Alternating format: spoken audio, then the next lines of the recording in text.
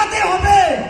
ওনাদের একদিন এই মজলিসপুর থেকে আমরা একটা মেসেজ দিতে চাই, আমরা ভাইলেন্স করে বাইক বাহিনী দিয়ে আমরা গুন্ডা লেলিয়ে আমাদের দলে আমরা পড়াশোনা বন্ধ, আমাদের ভালোবাসার মধ্যে দিয়ে সবাইকে ভালোবেসে আমাদের ভালোবাসা শান্তি একতার মধ্যে দিয়ে এই মজলিসপুর কেন্দ্রকে আমরা তৈরি করবো বন্ধুগণ।